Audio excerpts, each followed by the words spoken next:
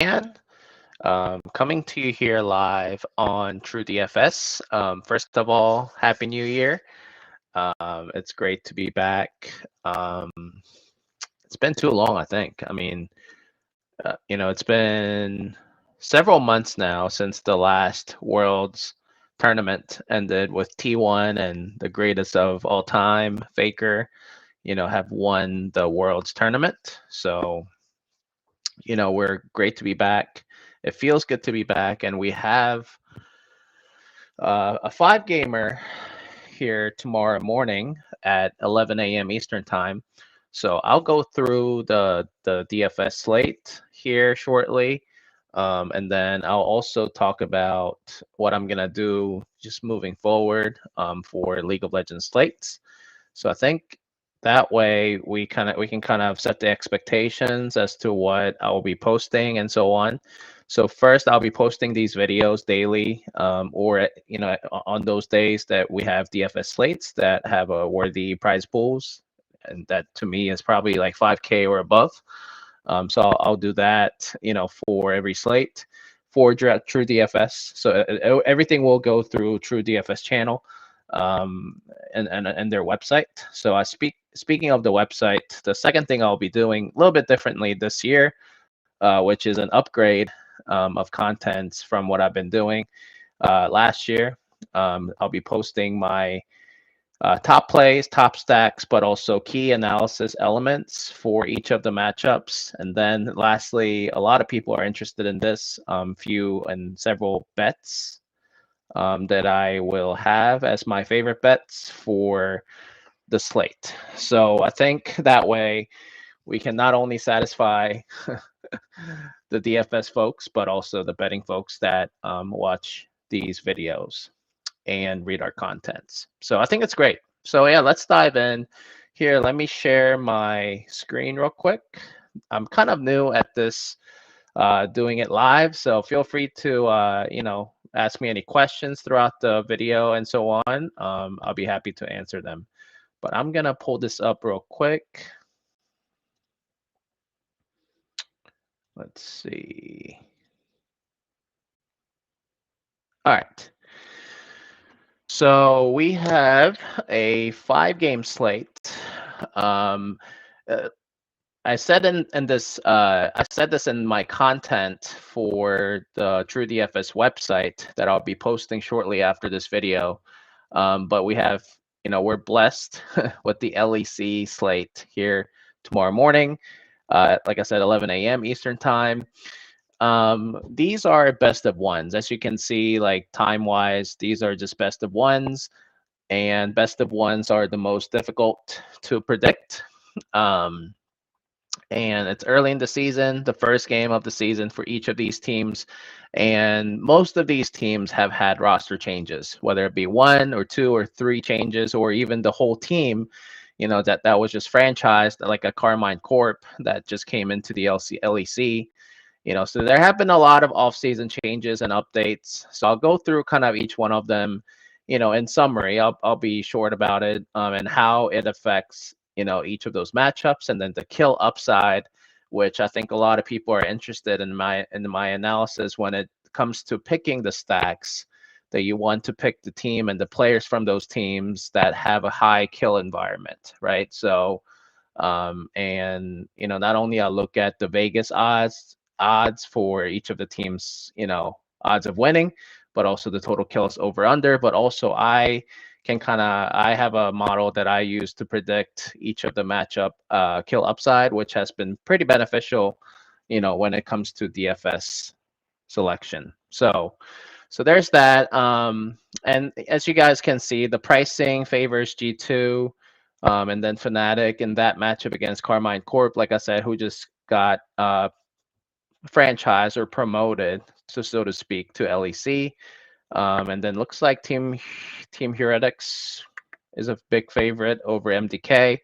I kind of disagree on that, but a lot of people are on the TH bandwagon because they got a lot of the former players that used to play on G2. So we'll talk about that here real quick.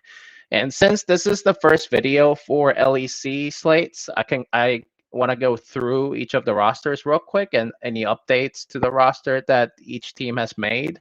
So that way we can kind of address it here in this video and then not worry about it for the future videos. Because, you know, really those new additions can have a huge impact on each team's, you know, chance of winning. So Fnatic, they really kept everybody except for the support position here. June used to play in the LCK. He was a mediocre support, in my opinion. So I'm not sure if that's a huge upgrade or downgrade. You know, I think from Trimby, who used to play there, I think, you know, it will be a slight upgrade probably. And also, I think he will have a better time getting used to the LEC level of competition, or LEC environment rather, because Noah, who is an AD carry for Fnatic, also speaks Korean. So I think there's going to be, you know, a synergy there and team chemistry there earlier than most people expect, you know, with a new support position. Jun was also not a very vocal support, unlike these super support players like Keria for T1, and then Barrel, you know, for DRX, and so on, and that in the LCK. Like June was known as like one of the quiet supports that was kind of just mediocre skill level wise. So we'll see how it goes. But Fnatic is just so good overall. Resork was one of the best junglers in the LEC, if not in the world, probably last year. So I like Fnatic's chances a lot here. This split, and then G2. We have the same 5 returning, so G2 is obviously a clear favorite to win the LEC again, and the rumors are that they were really good last year. They won a lot of the games in the scrims leading up to the Worlds tournament, including T1, the world champions. So G2 kind of just screwed up, when they actually played at the world stage, but behind the stage where they played against the elite teams, they ended up apparently crushing all of those teams. So I think G2 returning all the 5 starters, I think they have a single objective in mind to win it all. LEC obviously, but also maybe the Worlds. So we'll see how it goes. I think this will be the last time for this roster to go at it together. Kind of like the Michigan Wolverines. I'm a huge Michigan fan, as you can see by my avatar on Discord. But on Twitter. So we'll see what happens there. Kind of a foreshadow as to what's going to happen. We'll see. So Giant X is an interesting one. I mean, that's a rebrand, and it's a merge of 2 teams. So it's not a new team like Carmine Corp, like I said, but they got some new players and swaps here. Like Peach, he was an okay jungler. I mean, I think he was better toward the latter part of the split. So I think he's gonna be okay for Giant X. I have Giant X as like a B or C tier team, probably in the middle of the pack, in the LEC. I think it really depends on Peach and Jackie's. I think Jackie's is probably the most uncertain player, with a lot of question marks in the entire LEC, in my opinion. I think Giant X will go as Jackie's goes. I know what I'm gonna get out of Odoamne, Peach, and then Patrick. Now Jackie's and Ignar are the kind of the question marks for this team and also for the LEC. I don't think he's that good. Just looking at the stats. I mean, I looked at these stats on the website called Oracle Elixir.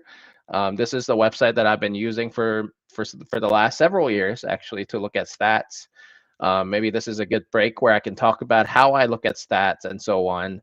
I go to the team stats and the player stats on this website to look at each team's like historic data, basically. Some of the metrics I typically look at is the jungle control percentage. Let's see, goal difference at 15 minutes.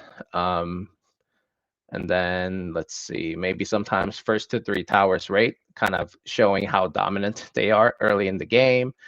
And then lastly, early game rating and middle to late game rating is kind of what I see and what I compare to between the teams when it comes to a matchup analysis.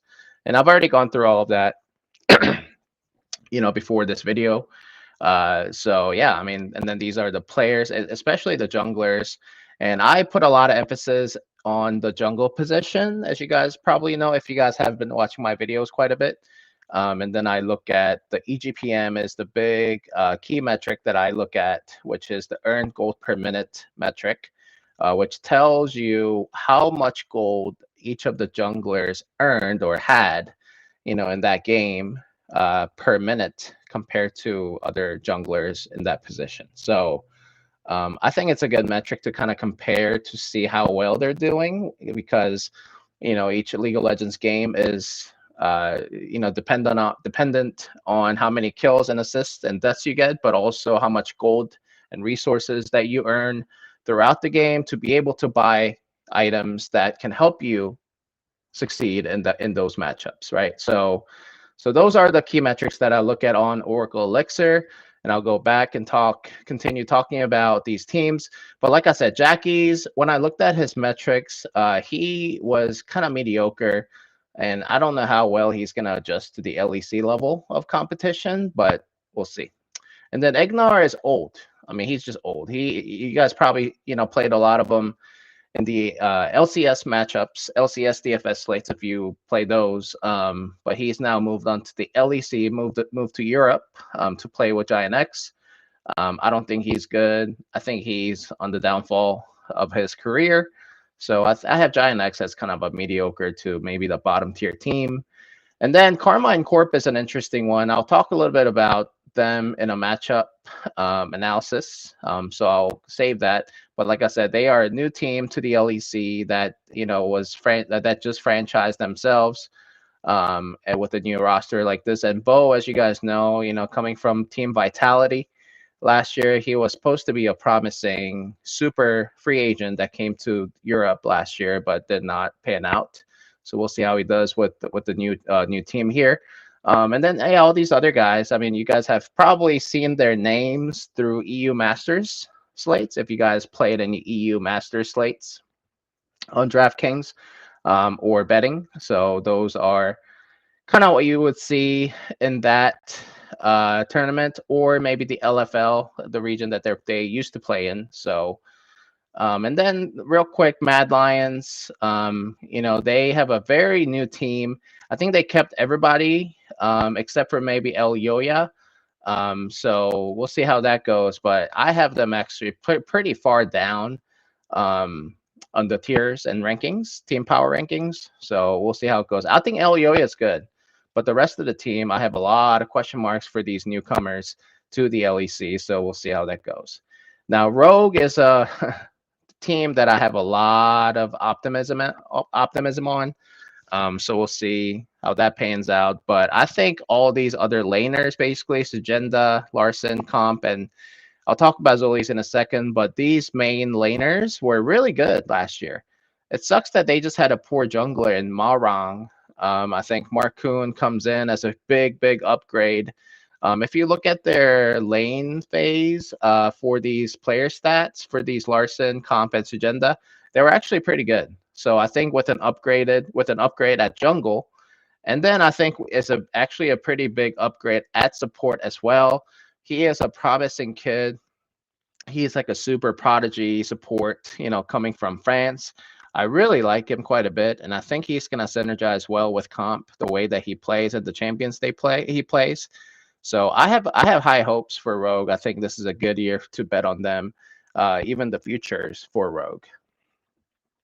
And then real quick, SK Gaming, I have them as the bottom team on the rankings. They have a new jungler who used to play in Europe, but I think this is probably too much of a competition. I think the level's too high for Isma, to be honest with you. And then I'm not impressed with it, Irrelevant or Exact Kick, and then DOS. So we'll see it. I have them finishing last in the LEC. And I'm actually lower on BDS. I know they had a hot finish, so to speak. hot finish for Team BDS, but Shio's metric was not actually that great. I can go back and show the metric here for the jungler, but Shio actually kind of finished. He did finish last in the EGPM metric, along with Marang, who I said he was bad for Rogue, now formerly known as KOI. Yeah, Shio's metric was really bad. I mean, he had a better outing toward the latter part of the season, but I'm low on Shio. I know Adam's like very popular with his like like non-meta picks and all that aggressive, you know, different picks, but I'm not a huge believer in BDS. I mean, they got a new AD carry from I think Live Sandbox in the LCK in Ice, but I mean the only Korean, and he needs to speak French and Greek and English. I mean, I think there's going to be a lot of language barrier there for Ice to get adjusted to the LEC environment. So I think there's going to be a lot of team chemistry issues, and Shio's just not a really great jungler. So I think BDS will finish probably in the bottom 4. That's what I have for BDS. I think their talent's okay, but I'm not a believer in BDS. Team Heretics, I joked about, they're filled with players that used to play on G2. So I mean these guys are kind of on the downfall of their careers respectively, but they're still good players, right? So I think they'll still finish in the top half of the LEC. A lot of people are on the hype train for TH, but I'm not. I think they will finish probably somewhere in the top 4 or 5. I think they'll still make the playoffs and probably end up maybe getting the last seed of the Worlds for the LEC, but we'll see how it goes. I mean, Yanko's actually played pretty well last year, but Perks was not very impressive. Flackid, I mean, he was okay. So I'm not a huge believer. I mean, G2 now has Hansama. So I think Hansama was actually better than Flackid. So we'll see. And then Team Vitality, a lot of unknowns because they have a new jungler now in Douglas. He was an academy player for Vitality before Bo joined last year, and he actually performed pretty well. He was not the best. He was not the worst. I think he will be probably about the same level as Bo played for Vitality last year, and they re-signed Photon, who's probably the best player for Vitality, this team. And Veteo is probably the let's see, the not the question mark, but he's an X factor. Let's say it that way for Vitality. So I think that's going to be an interesting team to monitor. They have a good group of talent, and I think they will do okay. I have Vitality winning this matchup tonight, tomorrow morning, as you will see. But I think their chances will go as how Douglas he plays along with Beteo in the middle lane. So some question marks there. Let's go to this. So in terms of kill upside, I'll put this right here so that everybody can see it. Let me see.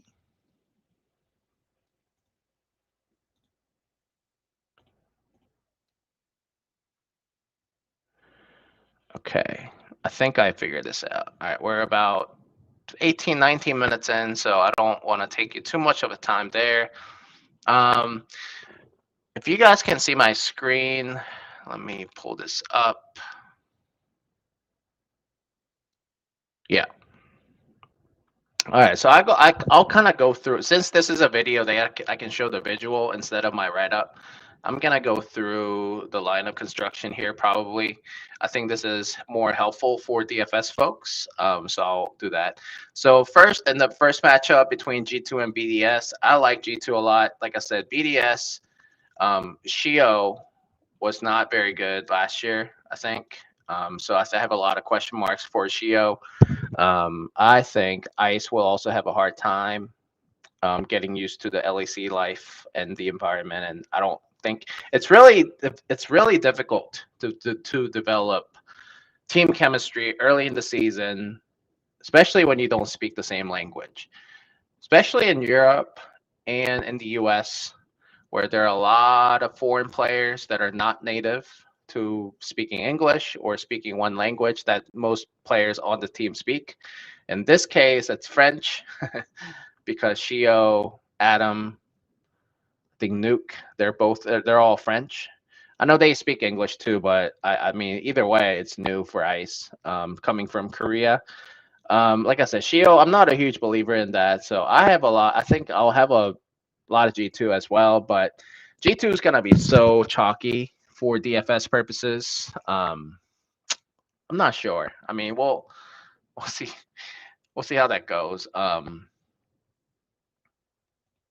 So yeah, I don't know. I don't know. We'll have to see. Am I sharing? Okay, I'm still sharing it. All right, perfect. All right, and then for G2, my favorite play is Caps. I think Caps is gonna come back with a different type of motivation. He's already spoken about this during the offseason. I mean, I think he's gonna really dominate Nuke here in this matchup. Hansama, I mean, I think he'll be fine. But Ice, knowing Ice, I mean, he's gonna play a lot more conservatively compared to other LEC AD carries. So I think in the bottom lane, it's gonna be low kill, kind of low pace.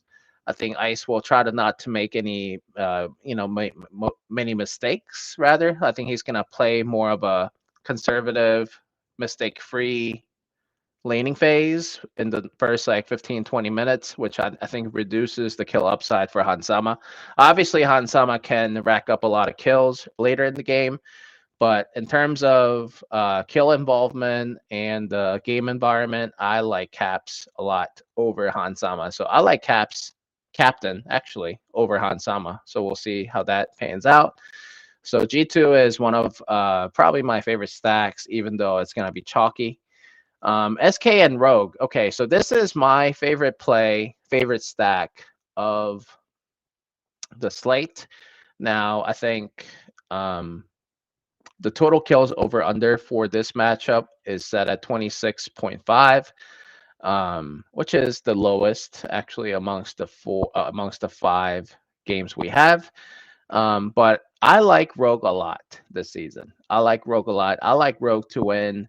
That is one of my favorite bets of the slate. So I like to smash on that. But for Rogue, like I said, I think the reason why I like them is all the laners like Comp, Larson, and Sugenda, they all had really good metrics in terms of lane dominance. It just happened to be that they were playing with a really poor jungler, probably one of the worst junglers in the LEC in Malrang, and now they have an upgrade jungler with Marcoon. So I like Marcoon quite a bit. Yeah, I like Marcoon quite a bit, and we'll see how that goes. So yeah, that's where I'm at. In terms of the favorite plays, I think I like Comp here for Rogue to rack up the most kills on this team in this matchup. And going up against Exakik, I like Comp a lot. And Exakik, I've seen him, play a more aggressive on the aggressive side. So I think I like that matchup a lot. Niski as well, but I think Niski is a better player, respectively in that laning phase. So we'll see how Larson does. But I like Comp as my favorite pick, and Rogue as my favorite team to win with decent odds. Like I said, I mean they're not going to be as highly owned as G2 or Fnatic, which I'll talk about next. So I like that Rogue pick quite a bit. In the next matchup, I like Fnatic a lot. This matchup and this matchup right here, I think have the 2 of the highest odds. Yeah, total kills over under. Fnatic and KC. So any KC matchup I'll target this year. Carmine Corp, maybe kind of unknown to many of the folks that are playing in the DFS world and also in the betting world. I think the betting markets maybe not have caught up on how aggressive Carmine Corp likes to play, and maybe have not caught up to that.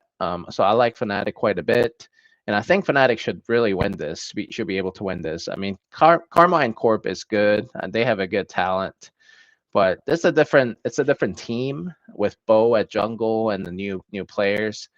So I think they'll need some time to get used to each other. But I mean, it is possible they can show up. I mean, right away. But knowing Bo and having seen Bo on Vitality when he first joined last year, he had a hard time getting used to other players' play styles and so on. So I like Fnatic's continuity and the fact that they brought back all of them except for the support position. But like I said, June speaks Korean, Noah speaks Korean. So I think in the bottom lane duo, I think they will be just fine. I think Noah's, Korean heritage will help June to get settled down and play better. And like I said, June is not going to be the one that's going to make calls in the game. It's going to be Humanoid. It's going to be Resort. It's going to be one of those two, in my opinion. So I like Fnatic quite a bit in this matchup as a pivot to G2. So I like Fnatic in the high kill upside matchup that I'm projecting. And then this matchup is an interesting one: Vitality versus GX. I really have no idea. Like, it's a pure toss-up, in my opinion, at least based on what I have seen in terms of metrics and data and the eye test and the rosters. I'm leaning Vitality, and it's only because I think at jungle it's a wash. I think Douglas, like I said, he played okay when Bo had some visa issues for Vitality last year, and Douglas had to play. I think he was fine. He actually ended up having better metrics than Bo at the end, which is surprising a little bit. And then Peach, I think he's a mediocre jungler in the LEC, but he played better toward the latter part of the season. So we'll see how he starts off on GX. But now in the mid lane is where I think I told you I have a lot of question marks surrounding Jackie's. So I like Vithio. I mean, he's a proven product that I know Sheets for TrueDFS, likes to play. So I think there's a huge advantage here in the mid lane, and I like Vitality for that reason, but not by very much, because other lanes are, I mean, I can see Patrick dominate Carzzy dominate Patrick. It's really a wash.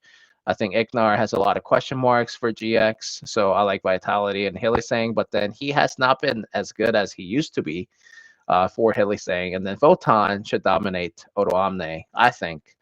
So yeah, I mean, yeah, maybe there are a lot more factors that favor Vitality. So maybe that's why I'm leaning Vitality, but it's a toss-up, and it's a good high kill environment matchup to target. GX will definitely be low owned. Giant X will definitely be lower owned than Vitality. So I think that naturally makes them a good GPP play. But Vitality is also good. I mean, this matchup is really good. Like I said, it can turn into a shit show clown fest. So we'll see how that goes. And then this matchup is actually at the total over under for this TH versus MDK, Mad Lions versus Team Heretics. Total kills over under is set at 28.5, which I think is a tad bit higher than what I projected. I like this game to go under that. That's going to be one of my favorite bets. And for that, go to the TrueDFS website. I'll kind of pull that up after this, but yeah, I mean, that's what I'm projecting. So for DFS purposes as well, on a related note, I don't really like this matchup to target for any of these teams. Now, am I favoring MDK or TH? I'm definitely favoring Team Heretics, just based on a lot of things. The main thing is MDK only brings back Elyoya, and then everybody else is kind of new to the LEC. I think there's going to be a lot of time to get used to that. And then TH brings back Jankos, Perks, Flacket, and Kaiser. I mean, these are all proven products, right? Now they're, like I said, they're on the last part of their careers, or they're giving it a last go together. Formerly, most of them formerly played for G2. So, but I like TH in this matchup, but not as much as I like Rogue over SK. And I think this projects as a lower kill matchup, but Vegas sets at 20. It's set at 28.5, which is pretty high. But I like it. I like that to go under based on what I've seen and what I have reviewed in terms of data. All right, so I think that's all I got. It's been about 30 minutes. So yeah, I hope you guys enjoyed the video. I know this video is a little bit longer than other videos that I will make in the future, because I had to go through each roster updates and so on, and how that impacts the team's chances of winning. But so on, like I said, so long. I will be posting a write-up on the TrueDFS website. So go check that out if you have a chance. If you're a premium member, you should be able to have access to that right away. It will have my top plays, top stacks, but also key analysis elements, but but also as importantly as the few favorite bets that I have after this analysis. So yeah, I hope you liked the video. Like I said, I'll keep making these videos daily.